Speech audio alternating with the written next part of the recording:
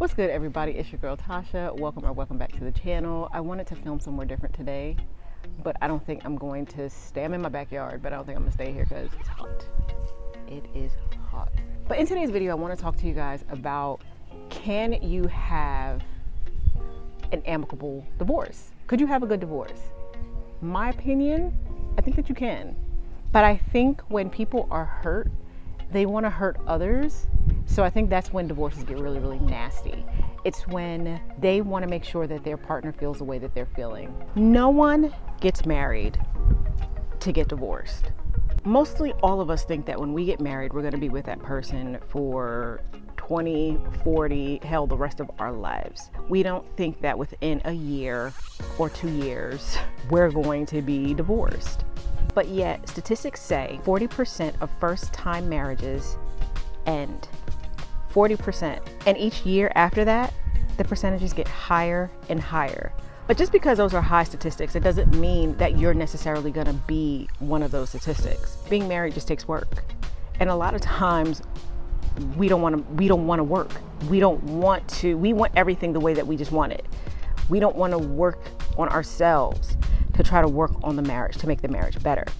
We feel that it's our spouse's job to make the marriage better. And a lot of times I think that we forget the power is in our hands. That if we really want to make our marriage, the dream marriage maybe that we thought about, we can do that. A lot of times we feel like we have to always keep our partners happy and we forget about ourselves. Marriage is not about one person doing all the work to make the other person happy. What marriage needs to be about is you two as individuals working on your own happiness to keep each other happy. Because when you're happy, you're gonna wanna do things automatically that makes your spouse happy. So is it possible to have a healthy divorce? We hear so many stories on people that get divorced and their divorce is bad. But what we don't hear about is we don't hear about the divorces that go smoothly. We always hear about the ones filled with drama. So, just hit my head. When we're going through a divorce, there are a lot of emotions swirling around. Depending on what your divorce is, whether it's an amicable divorce or it's a divorce maybe that you don't want or maybe your spouse don't want, things might get a little bit ugly. You know, it might be a lot of arguments. It might be just a lot of negative emotions and probably a lot of negativity swirling around the divorce. And at this time, no matter what, you have to be kind to yourself. If you are feeling some type of way about the divorce, like maybe you're questioning yourself, like if you're the one that wanted divorce and you're questioning yourself and you're just kind of like, you know, do I really want this divorce? Before you go through with the divorce, before everything is finalized, like make sure that this is what you want. Before you spend the money to go through the divorce, make sure that this is what you want. Really question yourself. Have you done everything in your power to make the marriage work? You can't say, have my spouse done everything in their power to make the marriage work, because it's not about them in this time. It's about you. So have you done everything in your power to make the marriage work? If you did, then, you know, do what you got to do. But if there is any like doubt or if there's any like second guessing on if you're making the right choice, me personally, I would probably hold off. Because the last thing that you want to do is go through a divorce that maybe could have been avoided. And you need to just really ask yourself, like, if this is really what you want. Don't blame yourself. For one, it takes two to tango. When you're in a marriage, you're not in a marriage by yourself. So don't blame yourself for everything that's gone wrong in your marriage at this time. Obviously, if you're going through a divorce right now, yes, there are some things that you have done as well. And that's why the marriage is falling apart. But you cannot take all of the blame, because all of the blame is not yours. So both of you are at fault. Both of you need to take responsibility of the marriage ending, regardless of who did what. If you're separated from your spouse right now and you need to talk to your spouse about maybe something going on, divorce proceedings, and you are emotional and you are erratic, get a mediator. Don't talk to your spouse that way.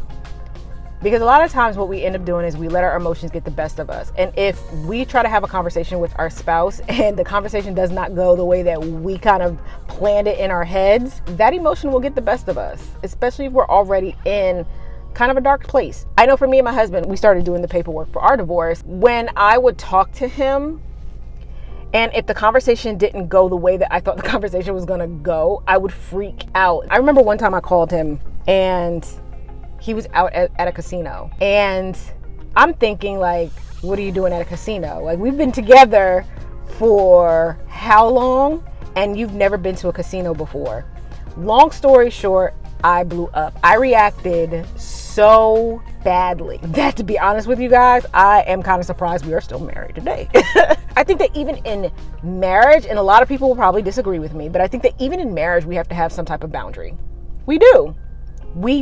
Not a lot, but some. We do need some boundaries. So anyway, in that moment, what I should have done was, as soon as I felt myself getting emotional, I should have stopped the conversation. And I should have been like, you know what? I'm getting a little emotional. I'm probably going to say something I'm going to regret. So I'm going to get off the phone with you. Simple as that. And hopefully you have a partner on the other end that understands. And if they try to start a fight, hang up. Just click. Hang up on them.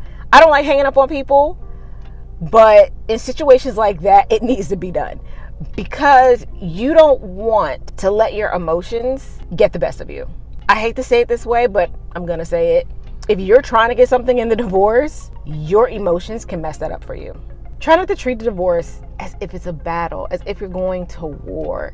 Even if when you just look at your spouse's or soon-to-be ex-spouse's face, like you just want to punch it. Still, try not to think of it as a war. Nobody wants to come out of a divorce battered and bruised, emotionally or physically. Don't think that every time that you have to talk to your spouse that it has to be a battle, even if you don't want the divorce. Because a lot of times what ends up happening is one spouse wants the divorce, the other spouse don't want the divorce. And every time it seems like they get together, it's an argument and it turns into a fight. And sometimes you just gotta let shit go. You just gotta let it go. And you can't fight everything.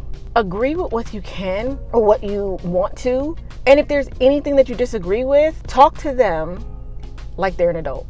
Or, have the mediators talk to each other. One thing I would say, write down everything. Write down everything that you want to discuss with your soon-to-be ex. Because when emotions get high, there is going to be things that you're probably going to forget. This way, you stay on track and you don't allow the conversation to go astray. And stick with your topics. Now, if your spouse brings up something that they want to discuss, ask them if you guys can put a pin in it and talk about it at the next meeting. But if they start demanding that you guys have this conversation, walk away, end the conversation, because you don't want to say or do anything that you're going to regret. Because going through a divorce, there's going to be a lot of touchy subjects, and there's going to be people who want to poke the bear. And also just make sure you let them know that you're not going to discuss things while they're upset and while they're emotional. When we're getting a divorce and we have kids, a lot of times when we let our emotions get the best of us, we stop thinking about our kids. And when you're going through a divorce, even though it's about you and your spouse, the kids need to come first in the situation. Think about it. You might be watching this and you might be a product of divorced parents. And think about how you felt when your parents was going through a divorce. Like, a lot of times kids, for whatever reason, they blame themselves for their parents getting divorced, because kids don't understand relationships and they don't understand that the relationship has nothing to do with them. But that's how they feel. They feel like it's their fault, and they feel like if they were not here, mommy and daddy would still be together. And that's why, even if you're going through a tough divorce, your kids need to be your main focus. If they are still in the house, your kids need to be the main focus, not what's even going on in the divorce right now. Also, don't be afraid to talk to your kids about the divorce. Like, let them know what's going on. Don't badmouth your spouse. I'm not saying to sit there and tell your kids that their daddy is a bag of balls, or, that mommy is a wino. But let your kids know, like, what this is. Reassure your children that they are not the cause of this and that it is not their fault.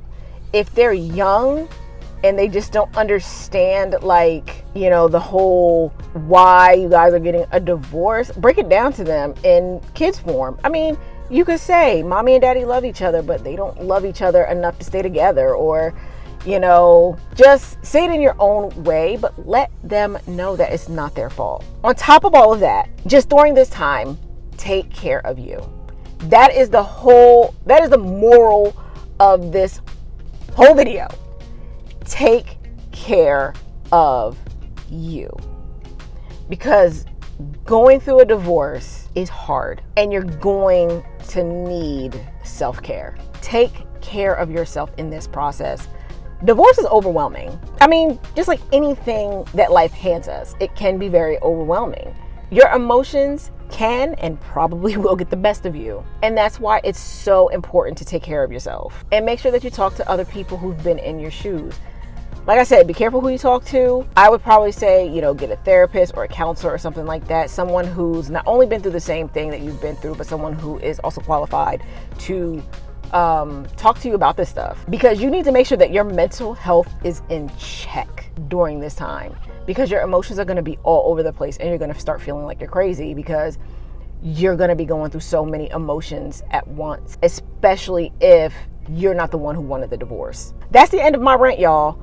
So I hope this video brought you guys value, because I value your time and I never want to put out anything that's not going to help you in some type of way, whether it makes you think, whether it's actually giving you tips and tricks or whatever. But I always want to give you guys something to help you. Maybe it's starting conversations in your relationship that you've never started before. Either way, I'm just here to help. Like this video if you like it. Subscribe if you want some more marriage advice. And remember, love yourself, adore yourself, always be yourself. Thank you, and I hope I get to see you guys in my next video.